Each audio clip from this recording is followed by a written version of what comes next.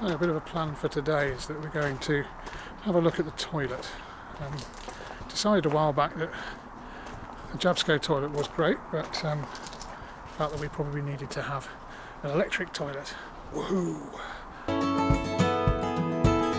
It's been a long, hard season. I'm feeling weary to my bones. I guess that's my reason. I've packed my bags and now I'm gone. Somewhere between the sun and the deep blue sea, that's where you find me.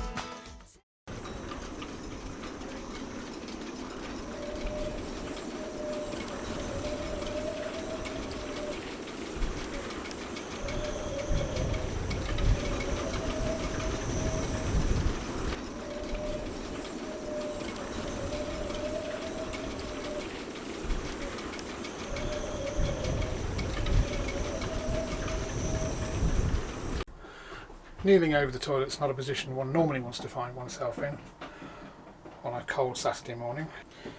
So the plan, roughly, is to remove the Jabsco manual toilet, replace it with a quiet flush. Now, that involves, hopefully, some fairly straightforward procedure. First we'll need to disconnect the pipework down here and here and around the back here, and then clean all that up. These bolts here, all of this piece here should just pull out. Clean it all up and then make good. Probably install the wiring after that and go from there. So first step then, hoses, clean up.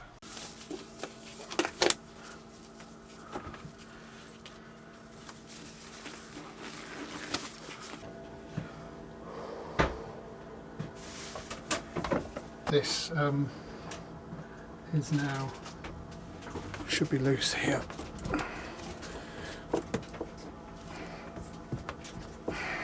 Just trying a pair of Stilsons on this and a screwdriver to see whether I can move the reluctant pipe.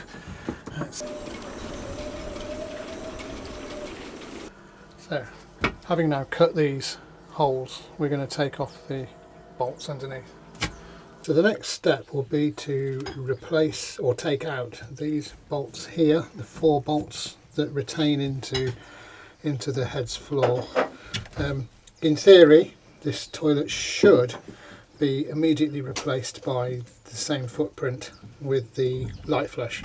So we'll take these 4 out here and we'll see what happens. We've managed to have a bit of a water coming out of the pipes, but I think we can live with that. This is the last one here, so we'll pull that one out of there. Interestingly, these are don't look like stainless steel to me. Well, they might be, but they don't look like stainless steel, and they are really long coach bolt type screws things. Good stuff. Right, so this should, whoa, okay, so that is now clear, and we can lift that out. So we'll go ahead and lift that out and see what happens. So we'll start again. Right, so we've got a bin bag, and the theory is, as far as theories goes, and this is Alice's theory, that we're going to shove the heads in that. So we've got to go essentially this thing here into this here. Let's give it a go. You're probably not going to see a lot of this because I'm not exactly the smallest chap in the planet. So the head's here, and they should just should come free. So there we go. Yeah, that's quite manky down there. Ay, ay, ay.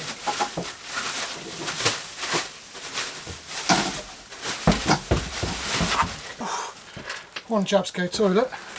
Yeah. Out the door. Now, time for a clean up. So, what we're left with is, in essence, a mucky bit that I guess I'll be cleaning, and sort of the overspill from the overspill from the pipes, which is just water because I washed it all out prior. So after a small period of cleaning, this is what we're left with. We can't do a lot with this stuff here. We've got a scrubber out on the job and we'll see. It's a slight worry, but I think we'll be fine. Meanwhile, outside, there's a hive of activity going on in here.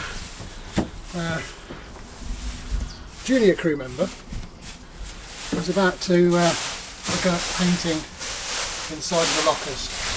How's it going, junior crew member? Good. Excellent, good. In fairness, I'm quite impressed actually. You got a good out of the crew member.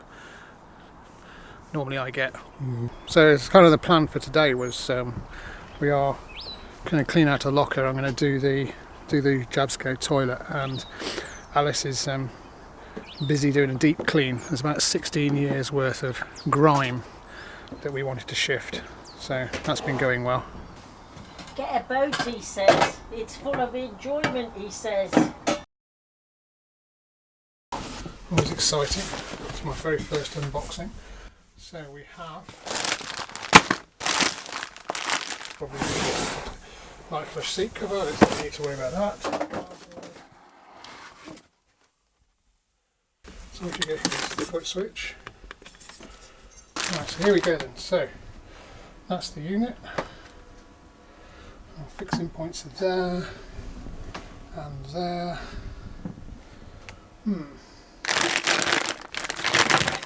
So this looks like a regular Jabsco strainer. Yeah, so marked up with an arrow on it. So direction of flow. So on first testing, that actually does fit.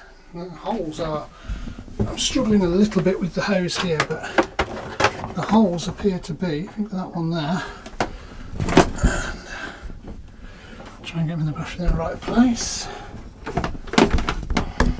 So that one there is in, that one there is in, so I'd say that's a result. So I just need to work out how we're going to do it. So on the back of this there is this flexible section here which looks like it can turn round, so I can rotate it through 90 degrees. It's the morning after.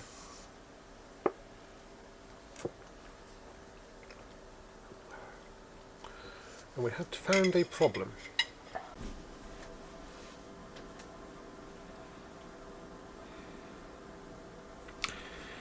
Normally after 24 hours most self-respecting DIY boaters would have had the job sorted and be halfway on their way to France by now, or some other climate more appropriately suited rather than a shitty boatyard in Port Solent. Well, not shitty boatyard, just rainy. Nothing shitty about the boatyard, but it is raining. Instead, one of the issues is that the only way that I can get the outlet pipe to fit is to put the inlet pipe underneath it, and as you can see here the inlet's higher than the outlet, so I'm going to have to drill a hole here, and there's a filter unit which has got to go in here somewhere as well, so I'm not quite sure how that's all going to work. So a bit of a status update since this morning. I had to cut away part of the head, back of the head, in order to be able to do what I'm doing. Hopefully it'll work, but we'll see. I've replaced this Joker outlet with a 90 degree from Marine Superstore, which was quite useful, and shortened this loop here very marginally, and I think that's kind of where we need to be. It's not particularly tidy, but it does the trick.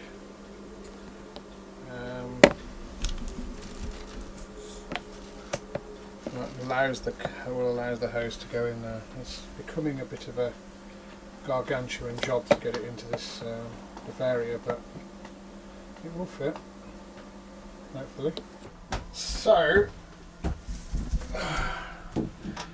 the interim solution turned out to be that we essentially, I was carving a bit down here, that turned out to be unnecessary.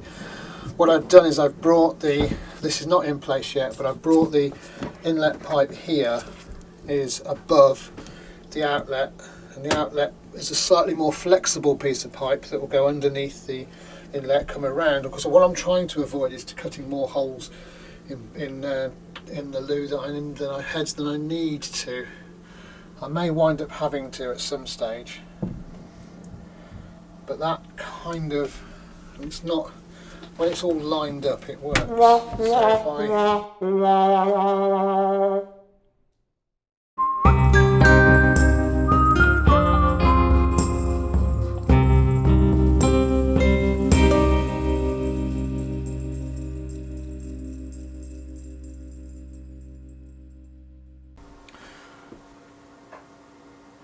Okay, bit of an update for you.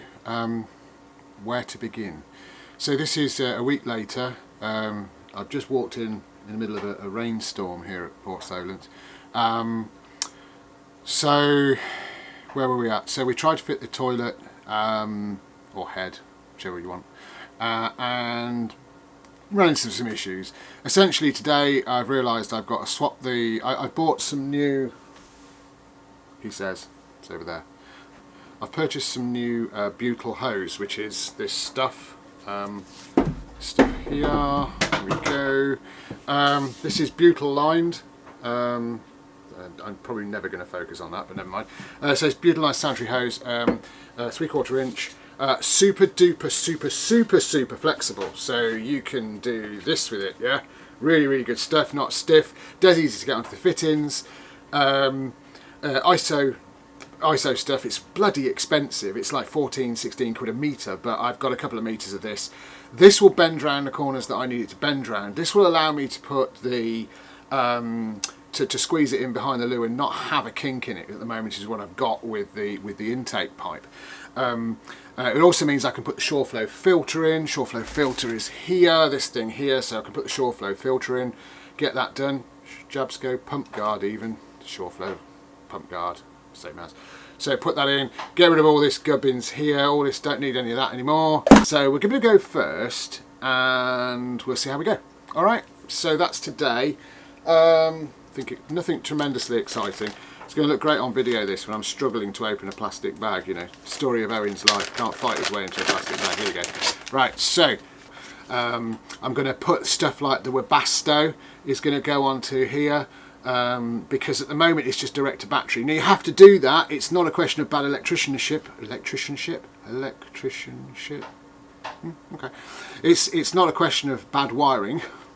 It is absolutely the case that it is the recommendation from the manufacturers that you put a fused live straight from the battery. So what I'm going to do is I'm going to take that and I'm going to take some of that, which is 10mm square tinned Ocean Flex cable, and I'm going to run a short distance from there, from the batteries to that to distribute it, and then I'm going to use the correct size cable to go from here to the rest of the world. This turned up from Clipper. This is another stanchion that was broken when we had the boat. If you've ever looked at Salty Lass's videos, they actually looked at LadyG before we bought her. In fact, it was about 3 months before, and they spotted the broken stanchion. Well, that broken stanchion's been on there ever since, so we're now replacing it. We've got another one. Also, what am I also going to do? I'm also going to replace the gas hose, which I think has been on there since since gas hoses were invented. So we'll do that as well, and that comes with everything. And I think I've dropped half of it. So busy day. Let's crack on.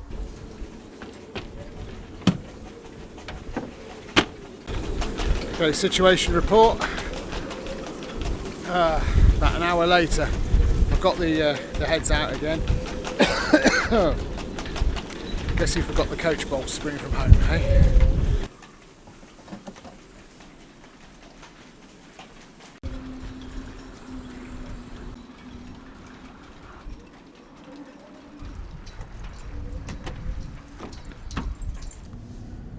annoying amount of time is spent arsing around trying to find nuts and bolts and fasteners and stuff, and just really, I tell you what, when you get involved in boat work you think, oh, everything's just going to fit together. Well, if only that were the case, wouldn't that be so much easier? So we have installed that, looks really neat now. Got the seat on. The hoses we kept the same down there, and now in here I've just lit it up so we can see what we're doing. I've got the water strainer in there, which is going the correct direction. I've got a gigantic loop in there as we did before.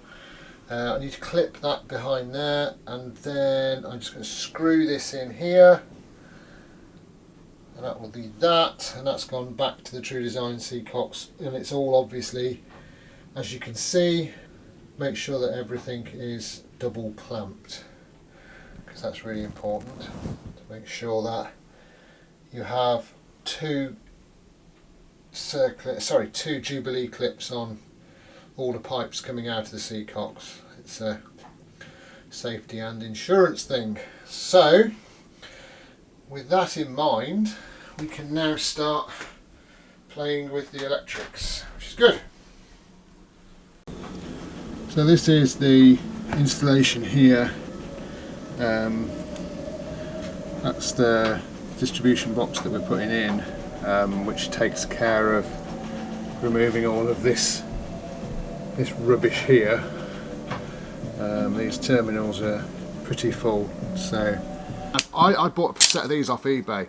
These are amazing. They're dirt cheap, but they are ratchet crimpers, and in here you've got this different sizes for the crimps, and they produce a fantastically accurate crimp, and first time every time.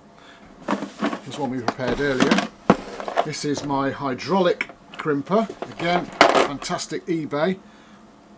This is a whole different ball game. You can see that the force development, and essentially it's a hydraulic ram. You pump it up and it closes these two jaws here.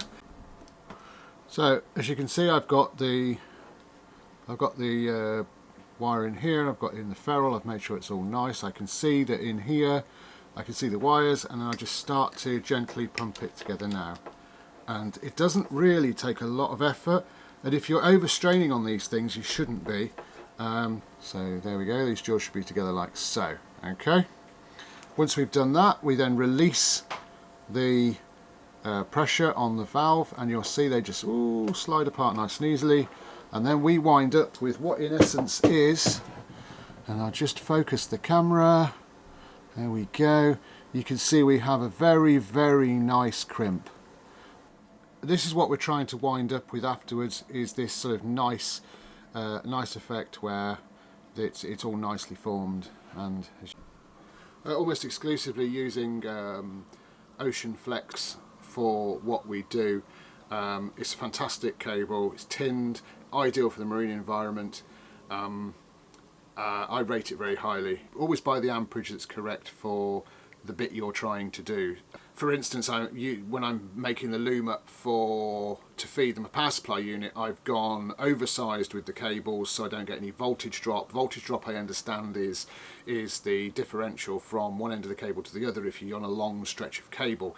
Not a technical person, but I get it and I understand why that would be necessary. The Basto's put back in, everything's neat, fuse is in the right place, so that's all safe and properly done. I've reduced the amount of terminals over here. I've tidied this up here as well with the battery. Okay, so what have we done? We have installed the Lite Flush, we've tidied up the wiring, I've given the compartment a bit of a clean up. The installation is complete within there. Everything is neat over to here. I can action the pump. So it's just one click on here.